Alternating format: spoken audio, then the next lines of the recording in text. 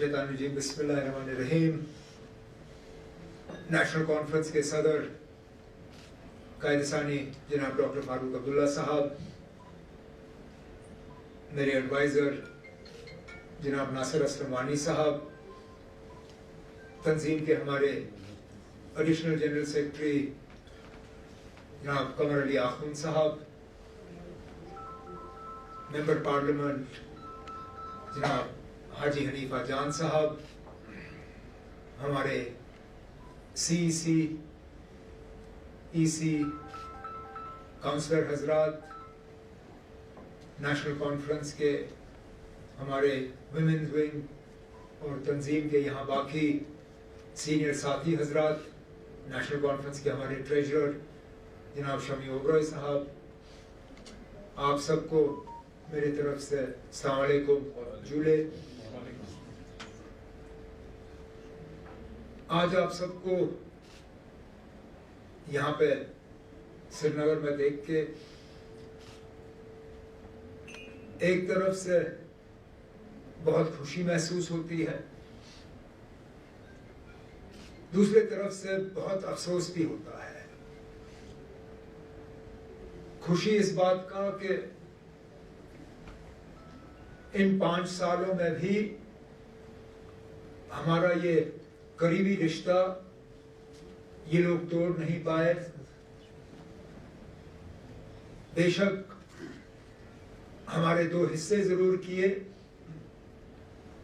लेकिन ये खानदान नेशनल कॉन्फ्रेंस का, इस खानदान को ये तोड़ नहीं पाए, इस खानदान को ये अलग नहीं पाए। लेकिन अफसोस इस बात का कि हमारी इस खुशी में जितना हम आपको शामिल करना चाहते थे नहीं कर सकते हैं, क्योंकि एडमिनिस्ट्रेटिवली, चलिए दिल का रिश्ता ये तोड़ नहीं सकते, शायद सियासी रिश्ता भी ये तोड़ नहीं पाए, लेकिन जो एडमिनिस्ट्रेटिवली हमारा रिश्ता था, जहां आप जम्मू कश्मीर के हिस्से में थे, उसको तो कम से कम ये नुकसान कर पाए। नहीं तो इस नेशनल कॉन्फ्रेंस की कामयाबी में करगिल की भी कामयाबी होती। जब हम सेक्रेटेरिएट में मिलते हैं इन दिनों, जब कैबिनेट की मीटिंग होती है, जब हम लेजिस्लेटिव पार्टी की मीटिंग करते हैं और मैं दाएं बाएं अपने साथियों की तरफ देखता हूं, तो मुझे बार बार इस बात का एहसास होता है कि आप करगिल के साथी हमारे साथ बैठे नहीं हैं, और ये आपकी मंजूरी के बिना हुआ। अगर आपकी मंजूरी के साथ हुआ होता तो बात कुछ और होती, लेकिन जैसे कहा हनीफा साहब ने, CEC साहब ने, इस फैसले में जरा से भी आपकी राय जो है शामिल नहीं की गई।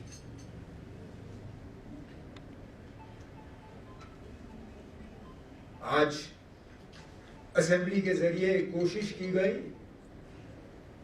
कि कम से कम यहां से एक ऐसी आवाज जाए जिससे कि दुनिया को पता चले कि जो हमारे साथ हुआ था 2019 में, वो हमारी राय हासिल किए बिना हुआ था। उस फैसले में हमें शामिल नहीं किया गया था, और हालांकि असेंबली में आपका कोई नुमाइंदा था नहीं, लेकिन जो आज वहां से करारदाद पास किया गया, उसमें आपकी भी आवाज शामिल थी।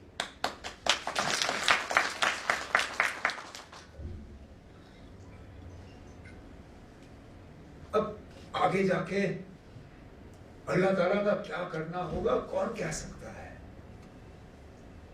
क्योंकि अल्लाह ताला का जो मर्जी होती है ना, वो हमें कभी कभी समझ नहीं आता। अब देखें, दोनों यहां बैठे हैं, हाजी हनीफा जान साहब काउंसिल का इलेक्शन लड़ने निकले, नहीं जीत पाए। उस वक्त हनीफा साहब को लगा होगा कि मेरा अब रहा क्या, मैं काउंसिल नहीं जीत सका, आगे जाके क्या करूंगा। इनको क्या पता था कि अल्लाह ताला ने इनके लिए कुछ और रखा था। इनको पता ही नहीं था। तो वहां से पार्लियामेंट का इलेक्शन हुआ, सबकी मर्जी से ये उम्मीदवार बने, आराम से जीते। अब ये पूरे लद्दाख की नुमाइंदगी जो है उस बड़े ऐवान में कर रही है। मैं पार्लियामेंट का इलेक्शन लड़ने निकला था, नहीं जीता, और हारने के बाद मुझे समझ नहीं आया कि मैं अब करूंगा क्या। मैं पार्लियामेंट नहीं जीत सका तो आगे जाके क्या करूंगा।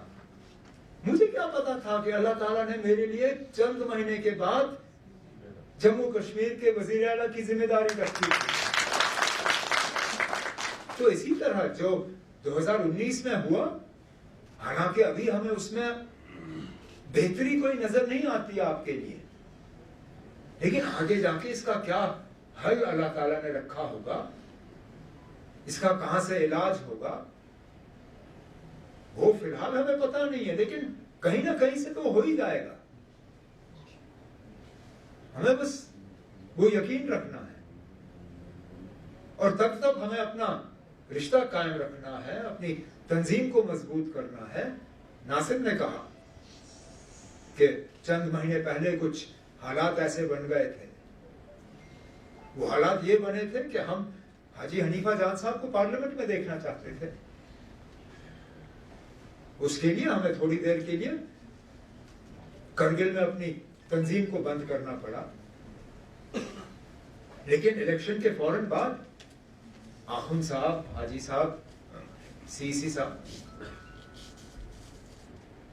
सबों ने फारूक साहब से बात करके कहा कि हम नए सिरे से अपनी तंजीम जो है वहां दोबारा खड़ा करना चाहते हैं।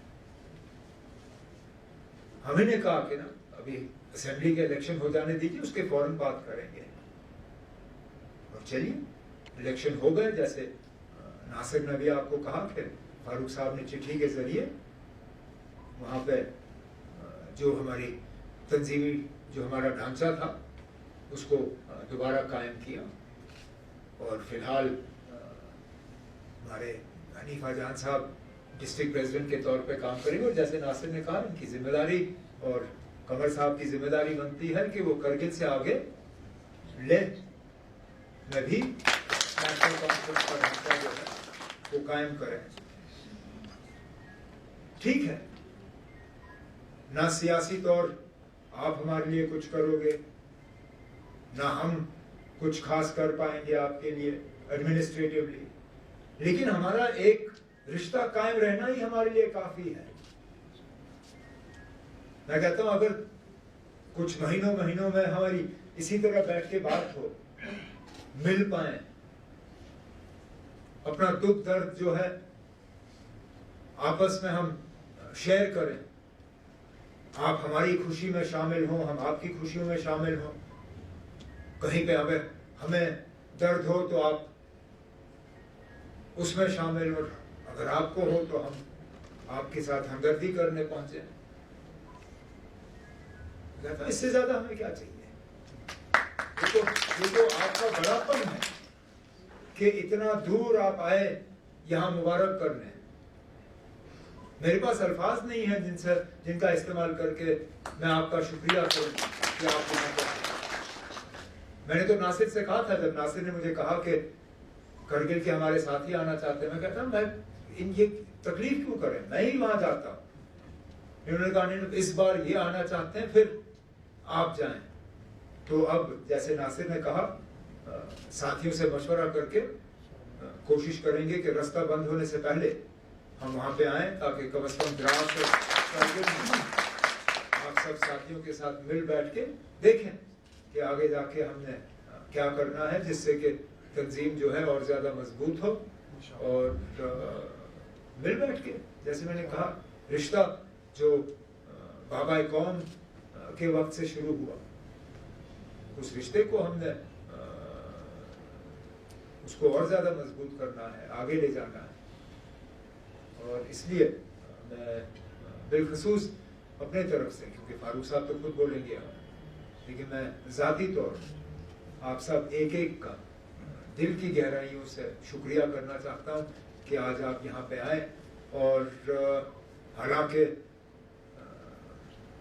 जैसे मैंने कहा, अफसोस इस बात का कि करगिल हमारे साथ है नहीं, लेकिन आप अपने आप को अकेले ना समझें।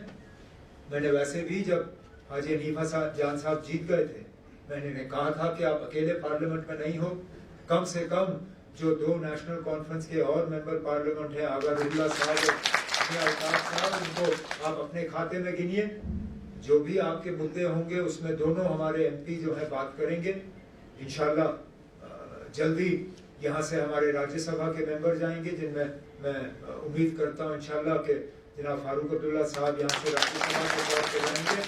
मैं आपको यकीन दिलाता हूँ कि जितने भी आपके इश्यूज हैं, आप सिर्फ हमें बताइए, उसके बाद पार्लियामेंट में, राज्यसभा में उनको उठाना और उनका इलाज करवाना वो हमारी जिम्मेदारी है, वो हम कर लेंगे। बाकी यहाँ इस हुकूमत की तरफ से भी हम आपके लिए बात कर सकते हैं। बेशक फाइलों पे हम दस्तखत नहीं कर सकते, लेकिन हमारी जबान पे ताले नहीं लगे हैं। जहाँ आपके मुद्दे होंगे, जहाँ आपके मसले होंगे, जहाँ आपको लगेगा कि आपके साथ नाइंसाफी हो रही है या आपको आपका हक नहीं मिल रहा है, वहाँ हम आपकी आवाज़ बन के जहाँ जहाँ तक हम पहुँचा पाएंगे, आप यकीन माने कि हम आपके लिए लड़ेंगे, झगड़ेंगे, और जितना हम आपके लिए कर सकेंगे हम उसमें कोई कमी जो है बाकी नहीं रखेंगे। तो एक बार फिर आपका शुक्रिया करते हुए मैं माइक अब जनाब फारूक अब्दुल्ला साहब के हवाले करता हूँ। एक ऑफिशियल शक्ल देने के लिए अच्छा ये रहेगा, क्योंकि आप यहाँ पे हैं, मैं नासिर से कह दूंगा हम प्रोग्राम अभी देख के सेक्रेटेरिएट में जल्दी से एक मीटिंग फिक्स कर लेते हैं। तो क्यों ना जुमा वो अच्छा रहेगा सर, जब भी होगा ना सर। हाँ, इवन आज बीएड का था, हमारे पास बीएड कॉलेज साहब सर एक सबमिशन है।